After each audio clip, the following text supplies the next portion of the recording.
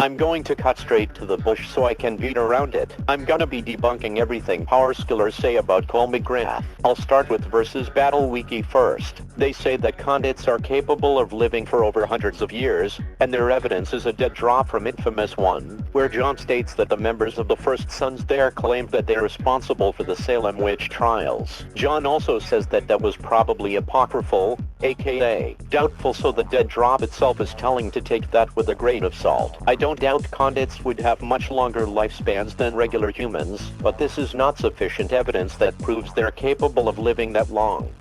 They have Cole at low mid-regeneration based on Titans being able to regrow limbs. Cole has never shown being able to regrow limbs. That's specifically a Titan thing. Not all convicts are the same. They're able to regrow limbs because they are made of ice. Cole has low Reagan and nothing higher, except Beast Cole. They said Cole knows high-end hand-to-hand combat. No, he doesn't. He knows basic hand-to-hand at the least. Definitely not a master martial artist. If Cole could see into the future, the entire story makes absolutely no sense. No, Cole does not have precognition. Cole's lightning is capable of vaporizing steel but not large chunks of it. They gave Cole all of the Varmok and Kuo's ice powers. Cole has only shown using one of their powers, the ice launch. That's it. Nothing else. Cole has never been shown absorbing ice. Cole has never been shown to fly with the static thrusters. The only time Cole has power nullification is in his beast form. Death manipulation is solely just the RFI. Cole does not have any of the abilities of the RFI. The ray sphere turns those who aren't resistant to it into atoms, not mindless zombies. Nothing in the post-blast comic says or even implies that's from the ray sphere. It actually implies they're the first to fall under the influence of Sasha's tar. Kessler never tried to absorb Cole's neural electricity. The behemoth can only turn potential convicts into corrupted. People argue Cole is moon level by scaling him to the beast from Kessler's timeline, which you can't do because it takes place in the future years after the beast started his attack and gotten much more powerful over time. Yumi and everyone else knows when Sucker Punch made Infamous 1, they did not intend for you to believe Cole is capable of destroying the moon based on the scene. That's ridiculous. Empire City was the largest thing we've seen get destroyed in Cole's timeline. And yes, it was destroyed. I've seen people try to gaslight others using scalar mental gymnastics, so the buildings on the outskirts of the city that are severely damaged and on the verge of collapsing were reduced to rubble, even though they were. Therefore only a chunk of the city was destroyed. No dude, the entire city was destroyed. We saw it, Cole saw it, Bertrand saw it, US TV News saw it and even broadcasted images of it. Even if you were correct, you got everyone else telling you it was destroyed. Stop gaslighting people. Damn, it looks like I was wrong. Turns out Cole can dodge what? But he just dodged it. Looks like the game can't make up its mind on whether Cole can dodge lightning or not. The only time you are certain to dodge Kessler's lightning 100% of the time is when you do so before he fires. The guidebooks literally confirm this, and Kessler does this right before he fires, giving the player ample time to react. Yet I'm pretty sure Sucker Punch is saying that Cole can't dodge lightning. Cole dodging the RFI beams is just more Powerscaler nonsense. If you were on the same building as Nyx, you are not dodging it, you are getting hit. It's clearly a gameplay mechanic that you can react to the RFI because the game wouldn't be fun if you could do that. People calculate the ray sphere detonated at being 55 megatons, aka city level, despite the fact that it's very clearly shown that it's not. The game tells you to your face it destroyed 5 squared blocks. That is multi-city block. Instead of coming to the obvious conclusion of yeah, those calcs are horseshit, they instead go oh my god, city level is. Come on. No, the source material tells you bluntly to your face what level it is. That being said, does the ray sphere apply to convicts' durability or are they immune to the ray sphere? No, they are not immune. When the ray sphere goes off, it sends out ray field energy and absorbs all the neural electricity and transfers it into all the convicts in the blast radius. The convicts then absorb both the neural electricity, which gives them their powers, including superhuman strength, speed, and durability. This is why convicts not in the epicenter survived the explosion, because the ray sphere gave them the durability to do so, not because they are immune, because then you would have to argue that convicts are immune to all forms of damage, period. And as for the conduit in the center, he is the strongest one, and even then they can be killed by it when it goes off, as Kessler himself states. who knows what it is capable of from his experience with it in his timeline.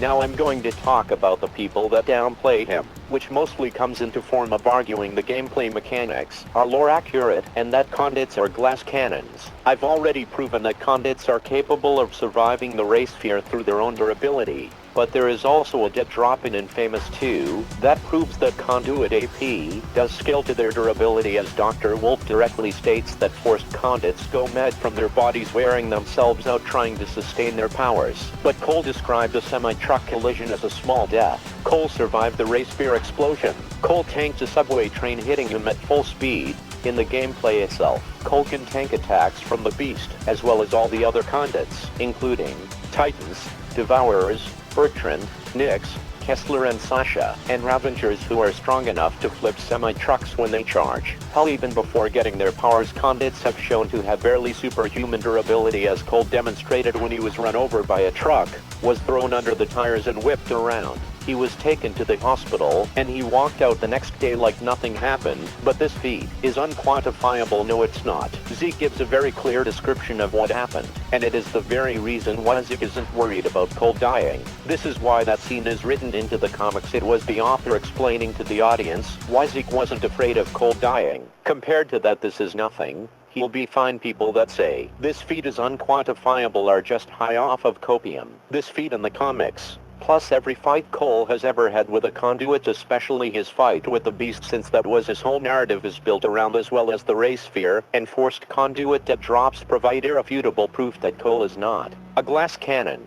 I've seen people try to say Cole has shit durability because the guidebook states that he can be killed by RPGs and car explosions, which is very obviously a description of the gameplay mechanics that these scalers are trying to twist and distort and misrepresent as a lore statement, because in the games, in cutscenes, Cole has tanked a direct hit from an RPG, and it did nothing to him. In Infamous 2 you can stand right next to a car, blow it up, and it won't even do enough damage to turn the corners of your screen red in the gameplay. I'm getting tired of scalers trying to deceive people with this manipulative bullshit.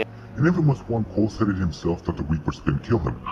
Because Cole is completely drained and off the grid, he is completely drained of power, and this took place much earlier in the story, where Cole was nowhere near as powerful as he was by the end of Infamous 1, let alone Infamous 2. Those guys will slaughter me.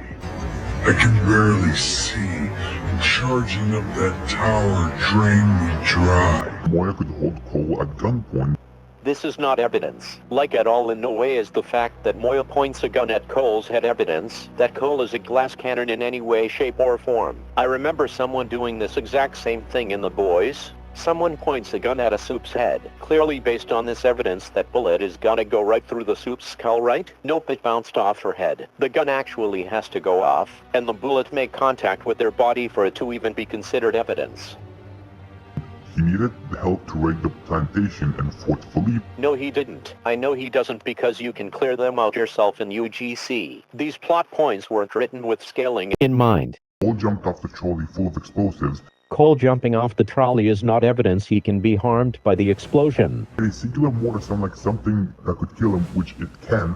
No, he wasn't. He was talking about Quo. The subtitles tell you that to your face. Also, no, they can't kill him. You literally see in that cutscene that Cole took no damage from it. That guidebook is just describing the gameplay to you. You are misinterpreting that gameplay description on purpose to jury-rig the numbers to make Cole as weak as possible. So yeah, when it comes to scalers that wank Cole, I would consider that to be a form of no limits fallacy, because the only time Cole struggles to do anything is when he fights the beast, who is a casual city buster, but could be much more powerful, but we don't know exactly how much more powerful. They also try to say Cole is Large Island because he can create thunderstorms, and that the beast is Large Island because of this 9 out of 10 times when a writer gives their character the ability to do something it's not written with skilling in mind. No Large Island is ever destroyed. If the beast blast radius was this big, why wasn't Numerae destroyed when Panama City was destroyed? That was confirmed via US TV news broadcast. I feel like scalers use this to try to wank Cole and make him seem like he's way more powerful than he's shown to be, mixed in with the scaler tactics of lying, gaslighting, manipulating the information, trying to crank the numbers up. but the scalers that downplay Cole are infinitely worse. Although not as common as the Cole wonkers, these people downplay Cole to an utterly ridiculous cartoonish extent. Just the perfect example of Big and Stuff's power scaling is cringe video. The level of lying, gaslighting, distorting the information, and even just straight copium huffing is insane. It's like the reverse of the Batman wank, a very clear, powerful, durable character that gets insanely downplayed by scalers. Again, just lying, gaslighting, manipulating the information, trying to lower the numbers. It's just absolutely ridiculous. This is why I made this video, because I got tired of scalers lying about Cole. Do you think Cole MacGrath is overranked or not? Overwanked? Overwanked. Yeah.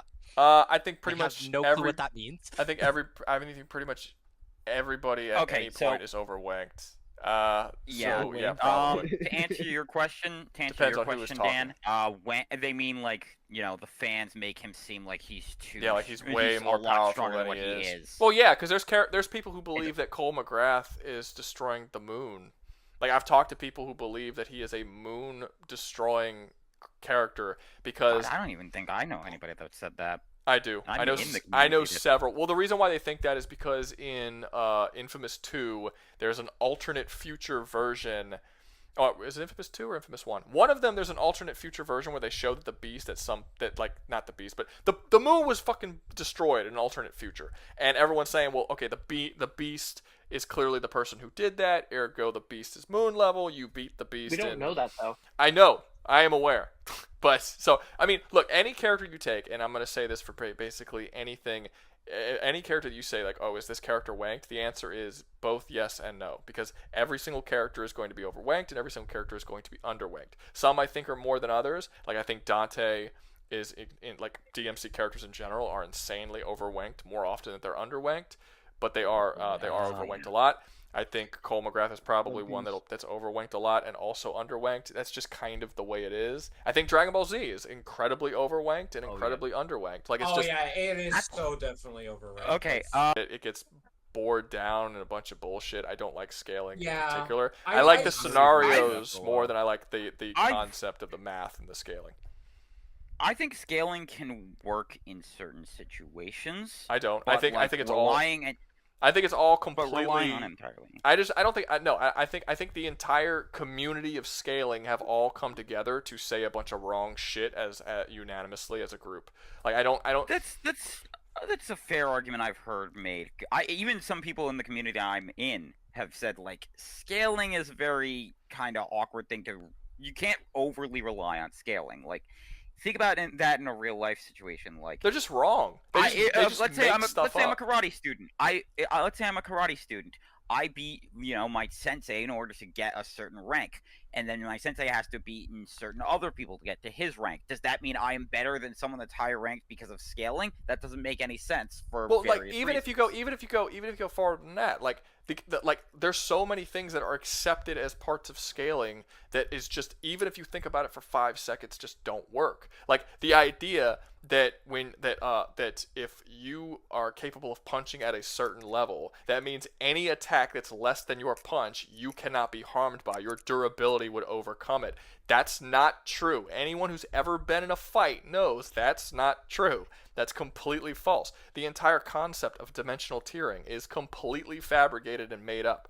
There is something called dimensionality in science, but the way that tier people in scaling like to use it and manipulate it and change it to work for their scaling is completely fabricated. That's not a part of dimensionality in terms of scientific theory. It's just, they just make up a bunch of shit and throw it out there, and that's not necessarily my issue with scaling or scalers as a whole. My issue with scalers is that they make up all this fabricated bullshit, and then they bully people in the community to go along with whatever it is that they just determined and made up, and if you don't, you get ousted by the community, which is why, as a general rule, I don't like communities at all, just any community. Doesn't matter what the community is, because that's basically what all communities do. It essentially starts this cult-like mentality where everyone has to follow this particular way of thinking, and I think it's ridiculous. I think it's stupid. I think they're a bunch of bullies, and I'm going to continue to make fun of them. And I think a lot of the reason why my channel has gotten as successful as it's gotten is because people are fleeing the scaling community en masse because they know how bullshit it is. And I've kind of just picked up the stragglers. I mean,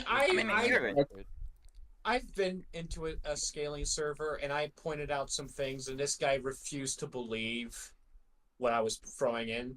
Like, he believes that, like Superboy, Goku beats Superboy, which is factually incorrect. Oh God, why? Okay, no, we are not doing this right now because these comics are inconsistent as fuck. So is Dragon Ball Z. So we aren't doing that. Yeah. I never engaged in Powerscaler stuff because my argument has always been when dealing with fictional characters, they're as strong or as weak as the writers want them to be. Literally. Yeah. That's true. Yeah, Well, it's also yeah. like I was saying earlier in this video, in the stream, thematic relevancy is an important thing. Like when it comes to any form of story, you want to see what was the author trying to say by writing this into the story. And scalers throw out any thematic relevancy, and they're just like, let's just like calculate this shit. And it's like a lot of shit can't be calculated in that way because they only care about feats, not the context. Yeah, some people only care about what's the math and completely fail immediately. And the math is most of the time wrong. Is really bad about that. Yeah, and the math is most of the time wrong. Like I haven't seen Death Battle in many years, but there's been times where I've seen Death Battle and I saw the math and I'm like, that math is wrong, and no one's gonna question it. I will say this, they have been wrong a lot. I have personally put math. I've only put math in 2 of my videos the entire time I've done these the survival challenges. I've put 2 math portions, and both times I purposely made it wrong just to see what people would say. Like they weren't slightly wrong. Like they were so wrong. Like go back and watch the mythology video that I made where Bruce Lee shows up. Go look at the math that I did for the speed of Bruce Lee's punches. I was about to say that made no sense. There were 2 comments. There were 2 comments in the video where people actually called out the math. Nobody else even noticed. And it was so unbelievably terrible, Matt. Like anyone could have seen that and been like, that's bad. I thought that people would have seen how bad it was and just like known that I was just full of shit. Like I was just bullshitting. I might just figured that. I thought it was bad. It just didn't bother to say anything. Yeah, well, right. my thing is I don't care about the overall thing of who actually wins. And when I look at the fights, I look at, first of all, how entertaining is it? We, however, do this really crazy thing. We wouldn't do things like looking for dog whistles, because dog whistles are a bullshit thing. That's just you basically saying, I'm going to interpret your words into what I want you to have meant. We don't twist their beliefs. We don't misrepresent. We don't misinterpret, especially not on purpose, because, doing it on purpose is very popular nowadays. We don't use hyperbole. Basically, we don't use any techniques that rely on us, making shit up to arrive at our conclusion. You guys, however, do the opposite of this. What most rational people do is they gather all of the evidence, keyword all, look at all of it, and then from that, draw their conclusion. But you guys do the opposite. You start with the conclusion that you want. You will then look at all of the evidence, remove all of the evidence that refutes your conclusion, and put forward only the evidence that supports it. Reality be damned. We actually have a word for that in the business. It's called lying.